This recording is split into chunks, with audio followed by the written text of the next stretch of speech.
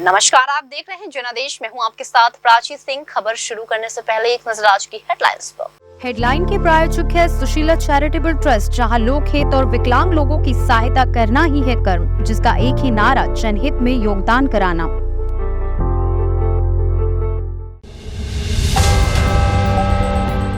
Israel और Hamas के बीच लड़ाई में कौन सा देश किसके साथ है, देखिए पूरी लिस्ट।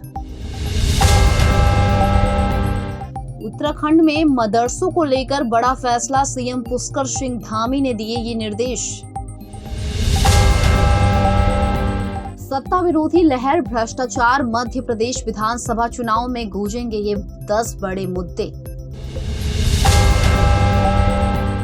अचानक फिर कैसे बढ़ गई गर्मी, आईएमडी ने बताई वजह, जान ले आज का मौसम अपडेट। शहनाज गिल हॉस्पिटल में भर्ती, लाइव आकर बताया कैसे पड़ी बीमार, बोली टाइम सबका आता है। अब समाचार विस्तार से। सोमवार को तीसरे दिन भी इजराइल और फिलिस्तीन समूह हमास के बीच संघर्ष जारी रहने के बीच दुनिया भर के देश इजराइल के समर्थन में आए हैं, जबकि कई अन्य देश ने फिलिस्तीन सशस्त्र समूह हमास का समर्थन किया है। इस बीच इजराइल के विदेश मंत्री ने दावा किया है कि लगभग 84 देशों ने इजराइल का समर्थन करते हुए हमास के हमलों की निंदा की है। वहीं कई देशों ने विशेषकर मध्य पूर्व में हमास के आश्चर्यजनक हमले की प्रशंसा की है। इजराइल और हमास के बीच जारी हमले में अब तक मरने वालों की संख्या 1300 से अधिक हो गई है। अमेरिकी राष्ट्रपति जो बाइडेन ने इजराइल का समर्थन किया है। अपना समर्थन दिखाने के लिए बाइडेन ने अमेरिकी जहाजों, जंगी जहाजों को भी इजराइल की सीमा पर तैनात करने का आदेश दिया है। नई सैन्य सहायता भी भेजी है। बाइडेन ने इजराइल प्रधानमंत्री से बात भी की है। अमेरिका के अलावा ब्रिटेन के प्रधानमंत्री ऋषि सुनक ने भी इजराइल के समर्थन में बयान जारी किया है। उन्होंने बेंजामिन से बात करते हुए कहा कि ब्रिटेन स्पष्ट रूप से इजराइल के साथ खड़ा है। इसके अलावा फ्रांस के राष्ट्रपति इमैनुअल मैक्रोन ने इजराइल पर किए गए हमले की निंदा की और देश के लिए फ्रांस के समर्थन की पुष्टि की। उन्होंने इजरायली समकक्ष इसहाक हर्जोग और इजराइल के प्रधानमंत्री के साथ बातचीत की है। वहीं ऑस्ट्रेलिया ने भी इजराइल का समर्थन करते हुए गाजा पट्टी पर हमले का समर्थन किया है।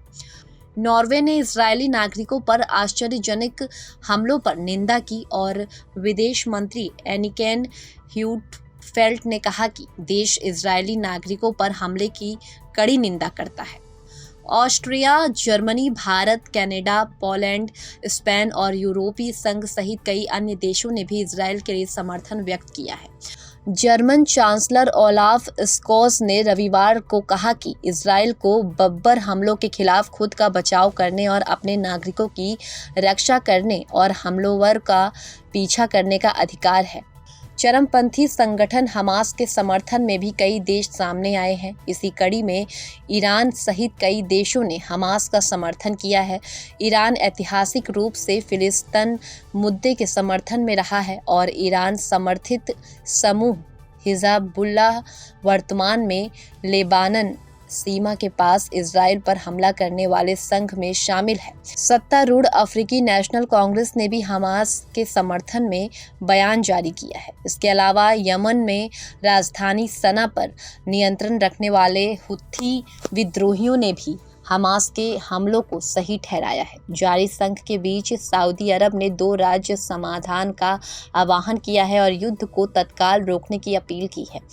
कतर, जो 2012 से हमास के राजनीतिक कार्यालय की मेजबानी कर रहा है, उसने भी कहा कि फिलिस्तीनी लोगों के साथ बढ़ती हिंसा के लिए केवल इजराइल जिम्मेदार है। उत्तराखंड के मुख्यमंत्री पुष्कर सिंह धामी ने सोमवार को नैनीताल जिले के वीर भट्टी में एक अवैध मदरसे में बच्चों के साथ रहे कथित अमानवीय व्यवहार पर संज्ञान लेते हुए अपर मुख्य सचिव को प्रदेश में संचालित सभी मदरसों का सत्यापन करने के निर्देश दिए। उत्तराखंड के मुख्यमंत्री पुष्कर सिंह धामी ने सोमवार को नैनीताल जिले के वीर भट्टी में एक अवैध मदरसे में बच्चों के साथ हो रहे कथित अमानवीय व्यवहार पर संज्ञान लेते हुए अपर मुख्य सचिव को प्रदेश में संचालित सभी मदरसों का सत्यापन करने का निर्देश दिया। अपर मुख्य सचिव को दिए गए निर्देश में मुख्यमंत्री ने कहा कि प्रदेश में संचालित सभी मदरसों का सत्यापन कराया जाए और कहीं भी किसी अनैतिक कार्य के सामने आने पर तत्काल कानूनी कार्रवाई की जाए। इस संबंध में गृह विभाग ने सभी जिला अधिकारियों को निर्देश जारी किया है। नैनीताल में जियोली कोट के पास वीर भट्टी में चल रहे इस मदरसे में एक अभिभावक की शिकायत पर पुलिस की एक टीम ने रविवार को दौरा किया। इस मदरसे में बच्चों के साथ कथित शारीरिक शोषण सहित अमानवीय व्यवहार के मामले सामने आए थे। ये भी पता चला कि बच्चों का स्वास्थ्य ठीक नहीं था और उन्हें साफ खाना तथा पानी उपलब्ध नहीं कराया जा रहा है। ये भी पता चला कि मदरसा बिना पंजीकरण में चल रहा था। तल्लीताल पुलिस थाना प्रभारी रोहताश सिंह ने बताया कि मदरसे के मौलवी मोहम्मद हारून और उनके पुत्र इब्राहिम के खिलाफ यौन अपराध से बच्चों को संरक्षण अधिनियम, किशोर न्याय अधिनियम तथा भारतीय दंड विधान की विभिन्न धाराओं के मुकदमा दर्ज कर लिया गया है। उन्होंने बताया कि मामले की विवेचना की जा रही है और उसी के आधार पर आगे की कार्रवाई की जा रही है।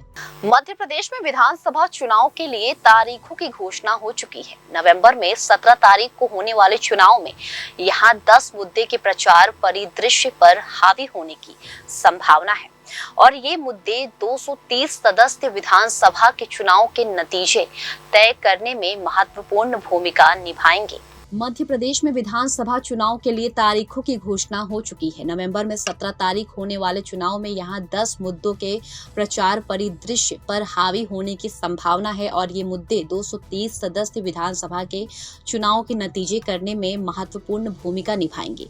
राज्य में सत्तारूढ़ भाजपा और विपक्षी कांग्रेस सत्ता के मुख्य दावेदार बने रहेंगे। हालांकि आम आदमी पार्टी और बहुजन समाज पार्टी जैसे संगठन अपने प्रभाव वाले क्षेत्रों में भारतीय राजनीति की दो दिग्गज पार्टियां के सामने अपनी उपस्थिति दर्ज कराने और कड़ी टक्कर देने की कोशिश करेंगे। वर्ष 2018 में आखिरी चुनाव के बाद राज्य में मार्च 2020 में तब सत्ता परिवर्तन देखने को मिला जब अनुभवी राजनेता कमलनाथ ने नेतृत्व वाली कांग्रेस सरकार गिर गई और भाजपा सिर्फ 15 महीने तक विपक्ष में रहने के बाद सत्ता में वापस आ गई। दिसंबर 2018 से मार्च 2020 तक की 15 महीने की अवधि को छोड़कर भाजपा को लगभग 4 कार्यकालों की सत्ता विरोधी लहर से पार पाने की चुनौती का सामना करना पड़ रहा है। दूसरी ओर कांग्रेस कई मुद्दों पर शिवराज सिंह चौहान सरकार के खिलाफ लोगों के बीच नाराजगी को भुलाने की कोशिश करेंगे। प्रधानमंत्री नरेंद्र मोदी प्रचार परिदृश्य पर हावी रहेंगे और भाजपा के त्रूप्य का इक्का बने रहेंगे। भाजपा एक और चुनावी जीत हासिल करने के लिए मोदी की शक्तिशाली वाक कला, राजनीतिक करिश्मा, स्थायी जन अपील और लोकप्रियता पर बहुत अधिक निर्भर करेगा। कांग्रेस मौजूदा भाजपा शासन में कथित भ्रष्टाचार को अपना मुख्य चुनावी मुद्दा बनाने जा रही है। विपक्षी दल ने दावा किया कि जब भाजपा सत्ता में थी तो कर्नाटक में 40% कमीशन की सरकार थी, लेकिन मध्य प्रदेश में 50% कमीशन की सरकार है। कुछ महीने पहले कांग्रेस ने प्रदेश भर में शिवराज चौहान सरकार पर 50% कमीशन खोरी का आरोप लगाते हुए पोस्टर चिपकाए थे। कांग्रेस ने उज्जैन में महाकाल लोक के निर्माण में भारी अनियमितता का आरोप लगाया है। कांग्रेस ने भाजपा शासन के 18 साल के दौरान 250 से ज्यादा बड़े घोटाले भी गिनाए हैं। वित्तीय घोटाले की सूची में व्यापम, भर्ती और प्रवेश घोटाला सबसे ऊपर है। भाजपा मध्य प्रदेश में 2003 से 15 महीने की अवधि को छोड़कर सत्ता में है और सत्ता विरोधी लहर का सामना कर रही है। इन 15 महीनों में कांग्रेस का शासन प्रदेश में था। भाजपा शासन के सभी वर्षों में मध्य प्रदेश के मुख्यमंत्री शिवराज सिंह चौहान पार्टी का चेहरा बने हुए हैं। रणनीति में बदलाव करते हुए भाजपा ने राज्य में 3 केंद्रीय मंत्रियों और 4 संसद सदस्यों को मैदान में उतारा है। इस कदम को 4 बार के मुख्यमंत्री चौहान के खिलाफ सत्ता विरोधी लहर को कुंद करने का प्रयास के रूप में देखा जा रहा है। इतने सारे वरिष्ठ भाजपा नेताओं की मौजूदगी ने मुख्यमंत्री पद के दावेदार के लिए मैदान खुला छोड़ दिया है। केंद्रीय नागरिक उड्डयन मंत्री ज्योतिरादित्य सिंधिया के लिए वास्तव में सभी प्रमुख समर्थकों के लिए चुनाव टिकट प्राप्त करने का एक कथित नाम होगा, जो 2020 में कांग्रेस छोड़कर उनके साथ भाजपा में शामिल हो गए। उन सभी को समर्पित भाजपा नेताओं और कार्यकर्ताओं की कीमत पर समय योजित करना होगा, जो कि निश्चित रूप से नाराजगी पैदा करेगा। बढ़ता अपराध ग्राफ विशेषकर महिलाओं और दलितों और आदिवासियों सहित कमजोर वर्गों के सदस्यों के खिलाफ घटनाएं मतदाताओं के बीच एक प्रमुख मुद्दा है। सीधी जिले में एक व्यक्ति द्वारा एक आदिवासी व्यक्ति पर पेशाब करने के घटने ने राज्य को झकझोर कर रख दिया। क्षति नियंत्रण के प्रयास में मुख्यमंत्री चौहान ने आदिवासी व्यक्ति के पैर धोए और उससे माफी मांगी। मध्य प्रदेश के कुनो नेशनल पार्क में 6 चीतों और 3 शावकों की मौत ने दुनिया की जमीन पर सबसे तेज दौड़ने वाली जानवर को देश में फिर से लाने का कार्यक्रम पर सवाल खड़े कर दिए।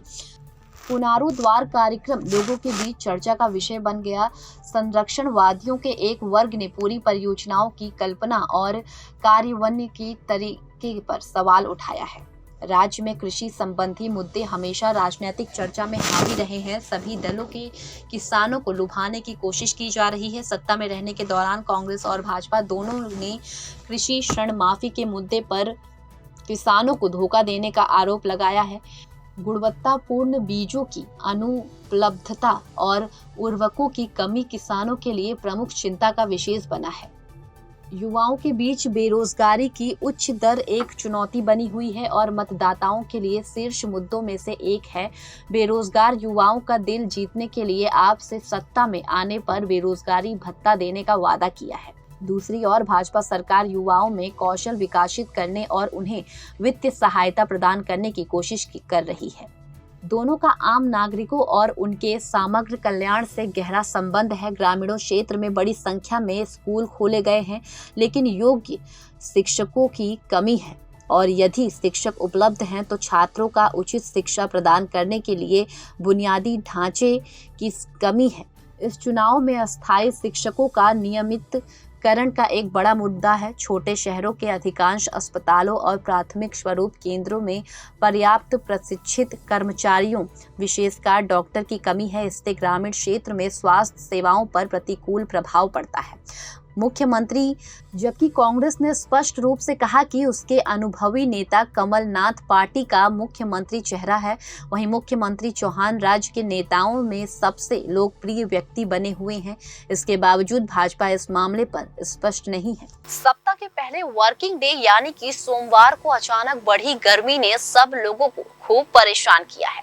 मौसम विभाग ने इस अचानक बढ़ी गर्मी की वजह से बताते हुए आज का ताजा अपडेट जारी किया है। दिल्ली एनसीआर के लोगों को सोमवार को एक बार फिर गर्मी और उमस का सामना करना पड़ा। तापमान में अचानक बढ़ोतरी की वजह से लोगों को काफी परेशानी भी झेलनी पड़ी।